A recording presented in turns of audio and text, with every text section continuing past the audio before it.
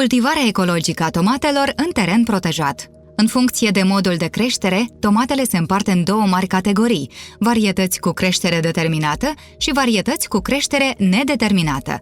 Soiurile cu creștere nedeterminată se cultivă de regulă în solare sau sere.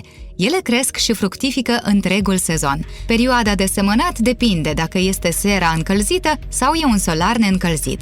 Răsadurile sunt transplantate în sere cu încălzire la început de aprilie, iar în solare, fără încălzire, în prima jumătate a lunii mai. Răsadul se adâncește maxim posibil. Se poate transplanta și oblic pentru a asigura o dezvoltare cât mai puternică a rădăcinii. Pentru plantare, alegeți o zi fără soare puternic sau planificați lucrul după amiază târziu. Imediat după plantare, roșiile se udă abundent și se umbresc pentru câteva zile. După transplantare, tomatele sunt udate la fiecare 3-4 zile. Se folosește geotextil pentru mulcire, fiind un material permeabil care va asigura circulația aerului.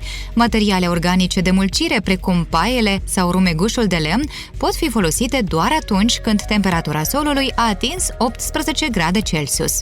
Soiurile nedeterminate cultivate au distanță între rânduri de 130 de centimetri și 30-35 de centimetri între plante, fiind cultivate pe o singură tulpină, iar cultivate în două tulpini, roșiile au 55-60 de centimetri între ele. Condițiile optime de cultivare a tomatelor în seră sunt temperatura în timpul zilei 25-28 de grade Celsius și 17-18 grade Celsius în timpul nopții. Soluri adânci, bine drenate, bogate în humus. Umiditatea aerului și a solului până la 65%. Bună ventilare a serei pentru prevenirea dezvoltării florei patogene. Pentru tomate este nevoie de un asolament de minim 5 ani. În sere se pot folosi și scheme pentru 2 ani, dar neapărat cu introducerea în asolament a îngrășămintelor verzi în același an sau introducerea în sol a unor cantități mari de substanță organică. Odată cu dezvoltarea sistemului radicular, irigarea tomatelor trebuie să fie abundentă, dar nu mai des de 2 ori pe săptămână. Irigarea mai frecventă poate duce la scăderea fructelor, mai rar la căderea florilor. Irigarea se face dimineața de vreme sub rădăcină. Pentru a înțelege mai bine necesitățile de fertilizare la tomate, este recomandată prelevarea probelor de sol. Fertilizarea se face cu compost. Conform cerințelor ecologice, suprafața din sere se poate fertiliza cu maxim 330 de kilograme de azot pe hectar și pe an. Una din operațiile esențiale la cultivarea tomatelor nedeterminante este copilirea, înlăturarea lăstarului ce crește între tulpină și frunza principală. Copilirea se face când lăstarul are sub 5 cm și se face cu mâna sau o foarfecă specială, cu grijă ca să rămână un ciot mic. Pentru ca plantele de tomate să fie bine aerisite, frunzele inferioare de la prima inflorescență în jos se înlătură.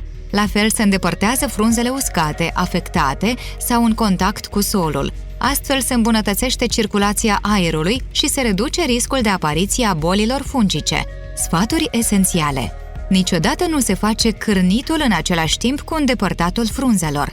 Îndepărtarea frunzelor nu se face la schimbări de vreme, de la uscat, însorit, la umed, acoperit. După îndepărtarea frunzelor, nu se udă cu cantități mari de apă. Pentru a favoriza fertilizarea tomatelor, plantele pot fi scuturate gingaș prin atingerea sforilor pe care cresc. Alegerea soiurilor rezistente, precum și procedura de aborire a solului înainte de plantare, ajută la evitarea ofilirii micotice și alte afecțiuni radiculare, cladosporioză, putregai cenușiu, mana sau făinare. Va ajuta la protecția de fuzarioază, ofilirea micotică și nematozi. Pentru a elimina riscul propagării unor viruși, precum mozaicul tomatelor sau aspermia, se recomandă îndepărtarea imediată a plantelor afectate.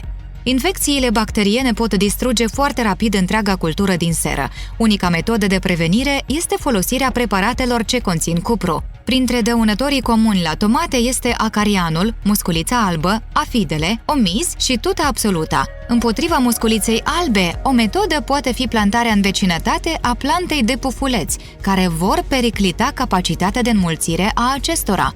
O practică bună este plantarea de crăițe, busuioc sau usturoi de tuns printre roșii pentru a proteja tomatele de dăunători. Rapița și cultura premergătoare va diminua populațiile de nematozi în sol. E bine să aveți mai multe varietăți de roșii cu coacere și proprietăți diferite. Este important să vă asigurați că aveți piață de desfacere, să faceți un calcul al prețului de cost, să cunoașteți toate cheltuielile, să alegeți o sursă de încălzire eficientă pe parcursul perioadei reci, să planificați investițiile pe termen lung și recuperarea acestora și să vă asigurați că răsadul sau semințele provin din circuitul ecologic.